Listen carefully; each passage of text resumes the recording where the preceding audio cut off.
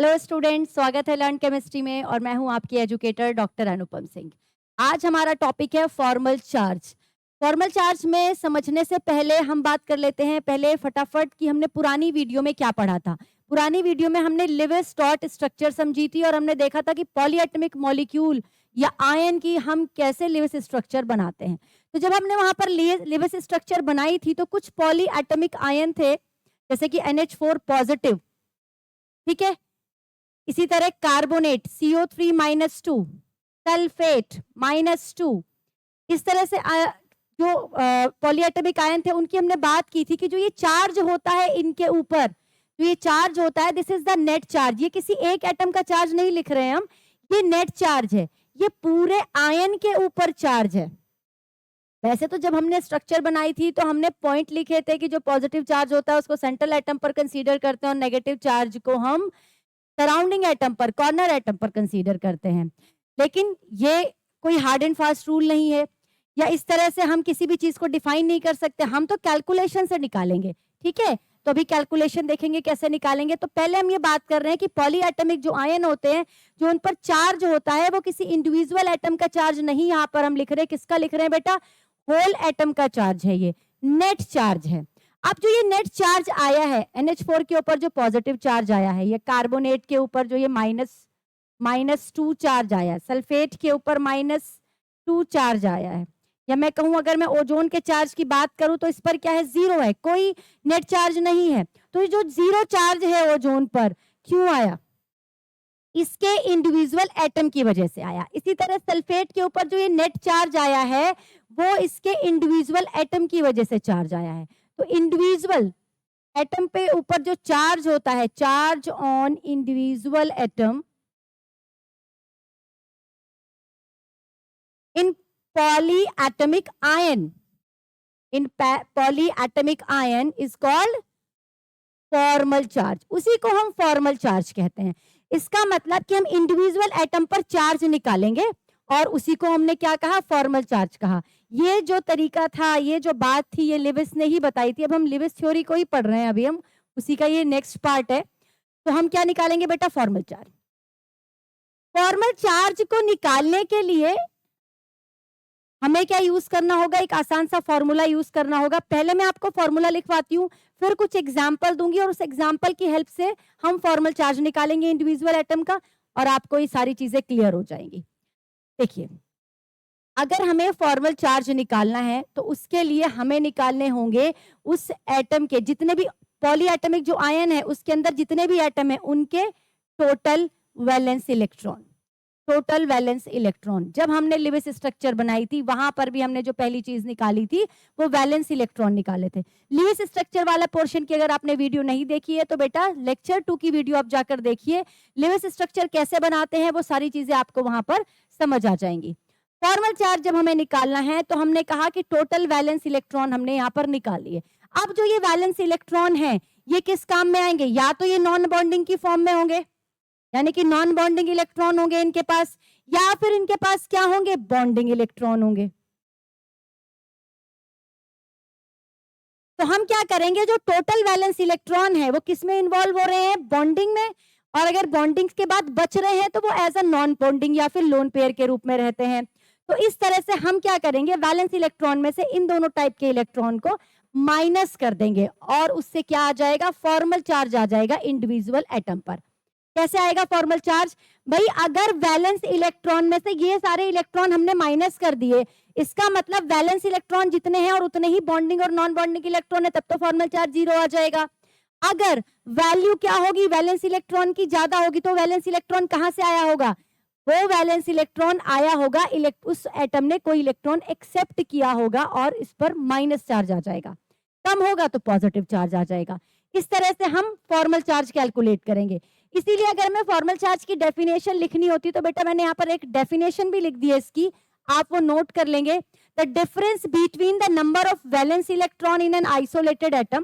भाई जो valence electron निकाल रहे हो वो आइसोलेटेड एटम के ही निकाल रहे हो आप, है ना।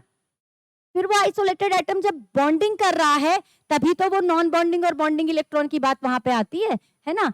So the difference between the number of valence electron in an isolated atom, isolated मतलब free atom, and the number of electron assigned to the atom in Lewis structure, मतलब Lewis structure में जो इलेक्ट्रॉन असाइन हुए हैं, जैसे अगर मैं ammonia की बात करूं तो nitrogen as a free valence electron कितने हैं इसके पास, 5 वैलेंस इलेक्ट्रॉन है नाइट्रोजन के पास। अब ये 5 इलेक्ट्रॉन इन 3 हाइड्रोजन के साथ बंधे हैं और इन 3 हाइड्रोजन के साथ बंधने में इन्होंने कुछ बॉन्डिंग की होगी। देखिए नाइट्रोजन के ये जो 5 इलेक्ट्रॉन है इन्होंने हाइड्रोजन के साथ बॉन्डिंग की, तो 3 इलेक्ट्रॉन तो यहां पर इन्वॉल्व हो गए और एक लोन पेयर हो गया। ये बात समझ में आई? तो नाइट्रोजन के आइसोलेटेड एटम के 5 वैलेंस इलेक्ट्रॉन थे, राइट?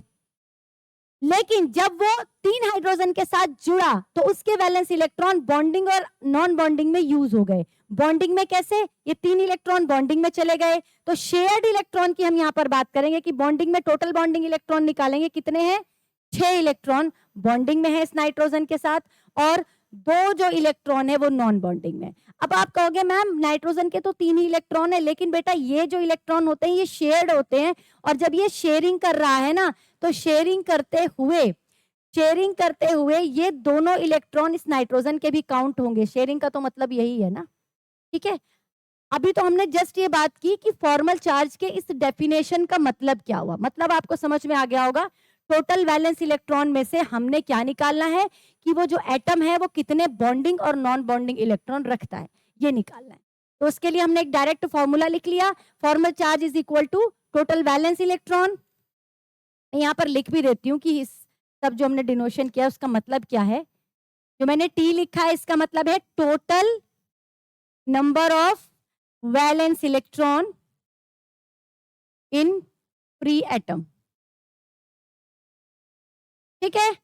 एनबी क्या है यहाँ पर? Non bonding. ये सारी टर्म ना बेटा हमने वहां भी यूज करी जब हमने लिविस स्ट्रक्चर निकाला था, तो आप अगर फर्स्ट सेकंड लेक्चर देखेंगे लिविस वाला तो चीजें और भी ज्यादा आपको क्लियर होंगी। नॉन बॉन्डिंग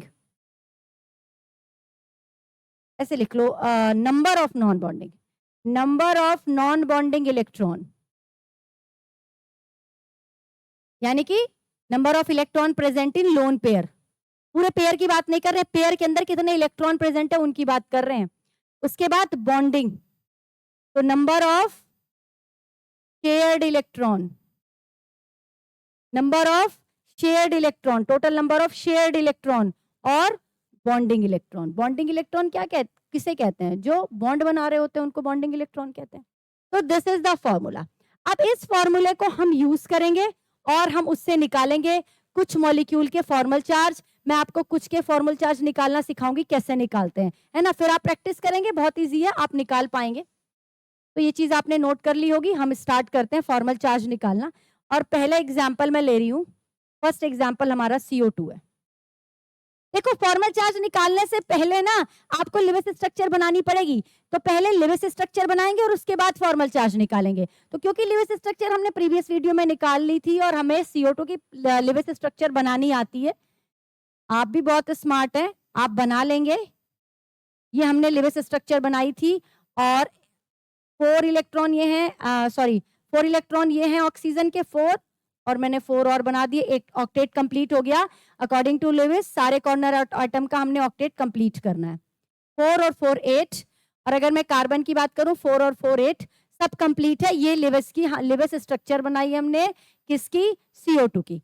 अब CO2 की लिविस स्ट्रक्चर बनाने के बाद अब हम फॉर्मल चार्ज की बात करेंगे। देखो CO2 के ऊपर तो हमें पता है फॉर्मल चार्ज, नेट चार्ज यहाँ पर 0 है, पर ये 0 क्यों है भाई? अगर किसी पॉली एटमिक आयन के ऊपर चार्ज आ रहा है तो वो किसी एटम की वजह से चार्ज आ रहा होगा, तो उस एटम को हमें खोजना है कौन से एटम की वजह से चार्ज आ रहा है। इसी तरह CO2 के ऊपर जो 0 चार्ज आ रहा है, ये जो CO2 न्यूट्रल है, तो वो क्यों न्यूट्रल है? इंडिविजुअल एटम का चार्ज देखते हैं और फिर हमें पता चल जाएगा कि ये क्यों न्यूट्रल है। तो जब भी हम फॉर्मल चार्ज निकालेंगे, क्योंकि ये भी ऑक्सीजन है ये भी ऑक्सीजन है, इनको हम नंबरिंग दे देते हैं, नंबरिंग कर देते हैं इनकी। मान लो मैंने इसको फर्स्ट दिया और इसको सेकंड दिया, ठीक है? कार्बन की तो पहचान हो ही जाएगी, कार्बन है, तो पहले कार्बन का ही फॉर्मल चार्ज निकालते हैं। फॉर्मल चार्ज ऑफ कार्बन लगाएंगे फॉर्मूला। टोटल वैलेंस इलेक्ट्रॉन, कितने वैलेंस इलेक्ट्रॉन होते हैं कार्बन के पास? 4 वैलेंस इलेक्ट्रॉन होते हैं, ठीक है? आप इस स्ट्रक्चर की बात करेंगे। भाई देखो, टोटल वैलेंस इलेक्ट्रॉन कार्बन में अकेला है, कार्बन कितने हैं वो आपको पता चल गए। अब लिविस जो स्ट्रक्चर उसने बनाई है, हमने जो बनाई है, उसमें बॉन्डिंग और नॉन बॉन्डिंग चेक करना है। ये बात क्लियर हो रही है? तो नॉन बॉन्डिंग इलेक्ट्रॉन कितने हैं कार्बन के पास? कोई दिख रहा है नॉन बॉन्डिंग इलेक्ट्रॉन? कोई लोन पेयर दिख रहा है आपको कार्बन के पास? नहीं दिख रहा, 0 लगा दो। बॉन्डिंग दिख रहा है आपको? बॉन्डिंग का मतलब जो बॉन्डिंग में इलेक्ट्रॉन गए हुए हैं। लेकिन यहां पर एक स्टार करके एक चीज बिल्कुल आप नोट कर लें, ये एक स्टार मैं यहाँ पे स्पेशली लगवा रही हूँ कि जो बॉन्डिंग इलेक्ट्रॉन होंगे ना, वो total shared electron of each atom की बात हो रही है बेटा। आपको ये नहीं कहना है कि भैया कार्बन के 4 इलेक्ट्रॉन बॉन्डिंग में जा रहे हैं। भाई कार्बन के 4 इलेक्ट्रॉन बॉन्डिंग में इसलिए जा रहे हैं क्योंकि 4 और उनको मिल रहे हैं, तो टोटल 8 इलेक्ट्रॉन ही बॉन्डिंग में माने जाएंगे। ठीक है, इस लिविस स्ट्रक्चर में कार्बन के साथ कितने बॉन्डिंग इलेक्ट्रॉन जुड़े हुए हैं आपको उनकी बात करनी है। तो कितने जुड़े हुए हैं? 8 इलेक्ट्रॉन जुड़े हुए हैं। तो कितना आ जाएगा? 4। 4 माइनस 4 इज इक्वल टू 0। तो कार्बन पर जो चार्ज है वो क्या आया? 0। Oxygen, formal charge of oxygen, first पर हम फॉर्मल चार्ज निकालेंगे। ऑक्सीजन के फ्री एटम में कितने वैलेंस इलेक्ट्रॉन होते हैं? 6 होते हैं। आप जो इसने लिविस स्ट्रक्चर बनाई है कार्बन के साथ मिलकर, जो CO2 बनाया है, उस ऑक्सीजन के अंदर कितने लोन पेयर है, मतलब कितने लोन पेयर इलेक्ट्रॉन है या कितने नॉन बॉन्डिंग इलेक्ट्रॉन है? इलेक्ट्रॉन काउंट करेंगे। यहां भी एक बच्चे गलती करते हैं, स्टार लगा के लिखे। बच्चे क्या करते हैं, मैम लोन पेयर की बात हो रही है ना, 1 लोन पेयर 2 लोन पेयर, ऐसे नहीं करना बेटा। लोन पेयर नहीं, मैंने क्या बताया था आपको, स्पेशली लिखा भी था वहां पे, electron, non bonding electron, total number of non bonding electron या total number of lone pair electron. मैंने लोन पेयर नहीं कहा, लोन पेयर इलेक्ट्रॉन कहा, इस पर ध्यान देंगे। तो जब लोन पेयर इलेक्ट्रॉन कहा है तो टोटल इलेक्ट्रॉन कितने आएंगे? 4 आएंगे, 2 नहीं आएंगे, यहाँ पर 4 आएंगे, राइट। उसके बाद बॉन्डिंग इलेक्ट्रॉन, ये ऑक्सीजन कितने इलेक्ट्रॉन की बॉन्डिंग कर रहा है? कितने इसके साथ बॉन्ड बने हुए हैं? भाई इसके साथ 2 बॉन्ड बने हुए हैं और ये 4 इलेक्ट्रॉन की यहाँ पर क्या कर रहा है? बॉन्डिंग कर रहा है। 2 2 जा 4, 6 में से 4 गए 2, 2 माइनस 2 इज इक्वल टू 0। इस ऑक्सीजन पर भी चार्ज 0 है, क्योंकि ये ऑक्सीजन बिल्कुल इसके जैसा ही है तो इस पर भी 0 चार्ज आएगा। जब सब पर 0 चार्ज है, इसीलिए CO2 के ऊपर जो नेट चार्ज है वो क्या आया हमारा? 0 आया, राइट। समझ में आ गया CO2 में कैसे फॉर्मल चार्ज निकालते हैं? चलिए अभी एक और एग्जाम्पल लेते हैं, हम कार्बोनेट का एग्जाम्पल लेंगे। मैं, आपने ये बना लिया होगा, मैं इसको इरेज कर देती हूँ। कार्बोनेट में हम बात करेंगे तो फिर वही बात कि जब भी हमें फॉर्मल चार्ज निकालना होगा तो पहले लिविस स्ट्रक्चर निकालनी है, क्योंकि लिविस स्ट्रक्चर के ही हमें नॉन बॉन्डिंग और बॉन्डिंग इलेक्ट्रॉन चाहिए। तो पहले कार्बोनेट की लिविस स्ट्रक्चर बनाएंगे। कार्बोनेट की लिविस स्ट्रक्चर आपको पता है कि कार्बन इस फॉर्म में जुड़ा होगा, -2 यहाँ पर होता है, एक डबल बॉन्ड होता है, ठीक है, 4 बॉन्ड आते हैं इसमें। और अब इसके ऑक्टेट को कंप्लीट करते हैं, 4 4 8 कंप्लीट, और ये 6 2 8 कंप्लीट, और ये 6 2 8 कंप्लीट। और कार्बन की अगर बात करूं तो 4 2 एंड 2 8 कंप्लीट। ठीक है, ये बात समझ में आ गई। ये हमने बना दी लिविस स्ट्रक्चर ऑफ कार्बोनेट। अब फॉर्मल चार्ज की बात करेंगे। फॉर्मल चार्ज के लिए क्या करें? पहला स्टेप नंबरिंग कर लें, क्योंकि तीनों ऑक्सीजन है। नंबरिंग कर लेते हैं इनको, जिससे कि कोई कंफ्यूजन ना हो। इसको फर्स्ट कह दिया मैंने, इसको सेकंड, इसको थर्ड, आप कुछ भी नंबरिंग दे सकते हैं, ABCD एज यू विश। तो पहले हम कार्बन का फॉर्मल चार्ज निकालेंगे। कार्बन के valence electron in free state 4 होते हैं। CO3-2 के अंदर कार्बन के पास नॉन बॉन्डिंग इलेक्ट्रॉन कोई भी नहीं दिख रहा मुझे। बॉन्डिंग इलेक्ट्रॉन आपको कितने दिख रहे हैं? कार्बन कितने बॉन्ड बना रहा है? 1 2 3 4, 4 बॉन्ड बना रहा है, यानी कि 8 इलेक्ट्रॉन आर बॉन्डिंग। ठीक है, 8 बॉन्डिंग इलेक्ट्रॉन। क्लियर है ये बात? 4 - 4 0 आ गया कार्बन पर। Formal charge of O first, O1 का फॉर्मल चार्ज निकालेंगे इसका। ऑक्सीजन के valence electron 6, non bonding electron कितने हैं काउंट करें? मैं फिर समझा रही हूं, पेयर में काउंट नहीं करना है, नंबर ऑफ इलेक्ट्रॉन काउंट करने हैं। तो 1 2 3 4 5 6 6 -½ ये ऑक्सीजन के साथ कितने बॉन्ड बना हुआ है? एक बॉन्ड बना हुआ है, यानी कि 2 इलेक्ट्रॉन है। बॉन्डिंग इलेक्ट्रॉन कितने हैं? 2। 2 से 2 चला गया, ठीक है। 6 में से 6 गए 0, और ये 2 से ये 1 जा आया था -1, तो -1 फॉर्मल चार्ज हो गया इस ऑक्सीजन के ऊपर। मैं यहाँ पर इसका फॉर्मल चार्ज लिख रही हूँ -1 और इसका लिख रही हूँ 0, ठीक है। अब फॉर्मल चार्ज किसका निकालते हैं? फॉर्मल चार्ज निकालेंगे हम इस वाली ऑक्सीजन का, सेकेंड ऑक्सीजन का। तो फॉर्मल चार्ज ऑफ O2 का निकालेंगे, सेकेंड वाले का। सेकेंड वाले का फॉर्मल चार्ज निकाल रहे हैं, तो वैलेंस इलेक्ट्रॉन आपको पता है कितने होते हैं? 6 होते हैं, 6 माइनस नॉन बॉन्डिंग इलेक्ट्रॉन कितने हैं? 6 ही है बेटा यहाँ पर, तो मैं लिख दूंगी यहाँ पे 6 -½ और कितने बॉन्ड बनाए हैं इसने? 2 इलेक्ट्रॉन इन्वॉल्व है, 2 से 2 चला गया, -1 आ गया यहाँ पर भी चार्ज, तो यहाँ पर -1 लिख दूं, ठीक है। अब हम निकालेंगे formal charge of O3, third वाले ऑक्सीजन का फॉर्मल चार्ज निकालेंगे। Valence electron 6, non bonding electron 4, bond कितने बनाए हुए हैं? 2 बॉन्ड बनाए हुए हैं, कितने इलेक्ट्रॉन हो गए 2 बॉन्ड के अंदर? 4 इलेक्ट्रॉन। 6 - 4 2 -2 0, तो इस पर आ गया 0 फॉर्मल चार्ज। तो अगर मैं देखूं 2 ऑक्सीजन पर -1 है, -1 है, तो टोटल चार्ज, टोटल या कहें नेट चार्ज, नेट चार्ज कितना आ गया? -2 हो गया नेट चार्ज कार्बोनेट के ऊपर। इस पर भी -1, इस पर भी -1, इस पर 0, इस पर 0, टोटल जो चार्ज आया, जो नेट चार्ज आया, वो कितना आएगा कार्बोनेट पर? -2 आएगा।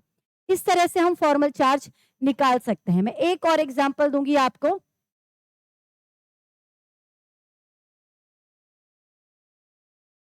अब हम थोड़ा सा बड़ा एग्जाम्पल करेंगे, यहाँ पर हम निकालेंगे HNO3 का, ठीक है। फिर होमवर्क भी दूंगी आपको, पहले HNO3 का हम फॉर्मल चार्ज निकालेंगे। देखो HNO3 एज सच आपको देखने में क्या लग रहा है? HNO3 न्यूट्रल मॉलिक्यूल है, न्यूट्रल मॉलिक्यूल है, तो उस पर जो टोटल चार्ज है वो 0 है, लेकिन हम देखेंगे क्या इंडिविजुअल एटम पर चार्ज आता है अलग अलग पर, ठीक है। इस पर तो फॉर्मल चार्ज क्या आ रहा है? 0 है। तो HNO3 की पहले हम क्या बनाएंगे? सबसे पहला स्टेप हमारा लेविस स्ट्रक्चर, तो N will be the central atom, ये आप जानते हैं, और अगर हाइड्रोजन प्रेजेंट है ऑक्सी एसिड के अंदर तो वो हमेशा ऑक्सीजन के साथ जुड़ेगा। तो पहले इस नाइट्रोजन के साथ 3 सराउंडिंग ऑक्सीजन लगा दी जाए। स्ट्रक्चर मैंने बहुत डिटेल में पहले वाली वीडियो में आपको समझाई है, आप वहां से समझ लेंगे, और कोई भी डाउट होगा बेटा तो कमेंट बॉक्स में लिखेंगे, मैं आपकी हेल्प जरूर करूंगी। तो ये बना दिया हमने, एक डबल बॉन्ड के साथ जुड़ेगा, ये स्ट्रक्चर होती है। अब मैं इसके इलेक्ट्रॉन कंप्लीट करती हूँ, 1 2 3 4 5 6 2 8, 1 2 3 4 5 6 7 8, 1 2 3 4 5 6 7 8, ओके। नाइट्रोजन का चेक कर लेते हैं, 2 2 4 2 6 2 8, नाइट्रोजन भी complete, all are happy, all are completed, all are stable, ठीक है। सबने अपना ऑक्टेट कंप्लीट कर लिया। अब हम क्या करेंगे? अब हम करेंगे इसकी नंबरिंग, क्योंकि अब हमें क्या निकालना है? फॉर्मल चार्ज निकालना ऑन ईच एटम। तो इसको मैं फर्स्ट कह रही हूँ, ठीक है, इसको हम सेकंड कह देते हैं, इसको हम थर्ड कह देते हैं, और नाइट्रोजन को और हाइड्रोजन को तो आप जानते हैं, इसको हम ऐसे ही निकाल लेते हैं।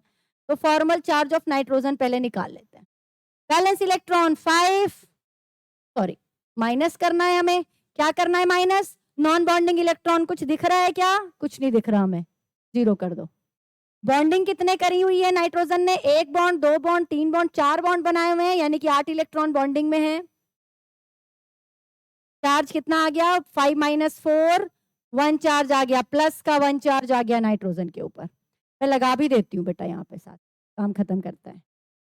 Formal charge of O first, O first मैंने इसको फर्स्ट नंबर दिया है, देखो, ठीक है, इसको फर्स्ट नंबर दिया है। वैलेंस इलेक्ट्रॉन लिखूंगी 6, नॉन बॉन्डिंग इलेक्ट्रॉन काउंट करूंगी, 2 2 4 2 6 6 है नॉन बॉन्डिंग इलेक्ट्रॉन, -½ देखते हैं कितने इसने बॉन्ड बनाए हुए हैं। एक ही बॉन्ड बनाया हुआ है, 2 इलेक्ट्रॉन इन्वॉल्व है बॉन्डिंग में, 2 से 2 कट गया, 6 में से 6 गया, 0 फॉर्मल चार्ज आ गया। इस पर मैं 0 लगा रही हूँ, ठीक है। फॉर्मल चार्ज निकालते हैं अब किसका? सेकेंड एटम का, O सेकेंड। O सेकेंड हमने इसको लिखा है O सेकेंड, ठीक है। तो O सेकेंड को हम देखेंगे कितने इस पर, पहले वैलेंस इलेक्ट्रॉन लिख लो, नॉन बॉन्डिंग इलेक्ट्रॉन कितने हैं? 4। बॉन्डिंग कितने जा रहे हैं इसमें? कितने बॉन्ड बना रहा है? 2 बॉन्ड बना रहा है, 4 इलेक्ट्रॉन इन्वॉल्व हैं, 2 2 4, 6 में से 4 गए 2, और ये 2 - 2 0। इस वाले ऑक्सीजन के ऊपर भी 0 चार्ज आया, चार्ज को ना मैं ब्लू कलर से दिखा देती हूँ, थोड़ा सा आपको शायद वीडियो में क्लियर नहीं आ रहा होगा। इसको 0 ये हम कर देते हैं +1, राइट। अब हम थर्ड कार्बन का निकालते हैं, formal charge of oxygen third. वही बात, balance electron 6, non bonding 4, bonding कितनी की हुई है? 1 2, 2 बॉन्डिंग की हुई है, 2 बॉन्ड बनाए में 4 इलेक्ट्रॉन इन्वॉल्व है। 6 - 4 2, 2 - 2 0, 0 आया बेटा इस पर भी चार्ज, इस पर भी चार्ज क्या आया हमारा? 0 आया, ठीक है। अभी हाइड्रोजन रह गया, इस पे भी निकाल लो, हाइड्रोजन पर चार्ज निकालेंगे, क्या हो जाएगा हाइड्रोजन पर charge? Balance electron 1, non bonding electron 0, bonding electron 2, ठीक है। 1 - 2 -1, -1 चार्ज आ गया, तो मैं इस पे -1 लिख देती हूँ। ये देखो इन सब पे तो 0 चार्ज है, क्लियर, और यहां पर एक +1 है और एक -1 है, तो नेट चार्ज कितना हो गया? टोटल चार्ज कितना हो गया? 0 हो गया। तो टोटल जो हमारा नेट चार्ज आया, नेट चार्ज ऑन HNO3 कितना आया? 0। इसका मतलब जो HNO3 है वो हमारा न्यूट्रल मॉलिक्यूल है। आपको फॉर्मल चार्ज का ये कंसेप्ट आई होप बहुत अच्छे से समझ में आ गया होगा। इस फॉर्मल चार्ज को आगे हम कहाँ यूज करते हैं? हम यूज करते हैं रिजोनेंस में। जब हम 2 या 3 रिजोनेटिंग स्ट्रक्चर कुछ मॉलिक्यूल की बनती है, जैसे कि कार्बन डाइऑक्साइड के केस में बन रही थी, है ना, CO के केस में भी बनती हैं, बहुत सारे मॉलिक्यूल ऐसे हैं जो रिजोनेटिंग स्ट्रक्चर बनाते हैं। रिजोनेटिंग मतलब एक से ज्यादा स्ट्रक्चर से हम किसी मॉलिक्यूल को रिप्रेजेंट कर सकते हैं। तो उनमें जिस स्ट्रक्चर के अंदर फॉर्मल चार्ज कम होता है वो स्ट्रक्चर ज्यादा स्टेबल होती हैं। तो हम स्टेबिलिटी ऑफ मॉलिक्यूल भी ये पॉइंट नोट करेंगे कि फॉर्मल चार्ज किस काम आता है? To determine stability of molecule, stability of molecule in resonating structure, है ना। ये इसका यूज हो गया, ये इसका एप्लीकेशन हो गया। तो ये हमारा फॉर्मल चार्ज था जो हमने फॉर्मूले को यूज करके निकाला। आई होप आपको ये टॉपिक अच्छे से समझ में आ गया होगा। जाते जाते एक होमवर्क दे रही हूं, आपको क्या करना है? NH4 पॉजिटिव फॉर्मल चार्ज निकालना है, NH4 पॉजिटिव का, और आप निकालेंगे ओजोन का फॉर्मल चार्ज निकालेंगे, ठीक है। भाई ओजोन पे आपको पता है कि पूरे जो पूरा मॉलिक्यूल है उस पर 0 है फॉर्मल चार्ज, और NH4 पर पूरे मॉलिक्यूल पर +1 फॉर्मल चार्ज है, लेकिन ईच एटम पर हम फॉर्मल चार्ज निकालेंगे। ये आपका होमवर्क है, इसको आप ट्राई करें। कोई डाउट होगा तो आप पूछ लेंगे कमेंट बॉक्स में, और बेटा पढ़ते रहिए, ऐसे ही बढ़ते रहिए।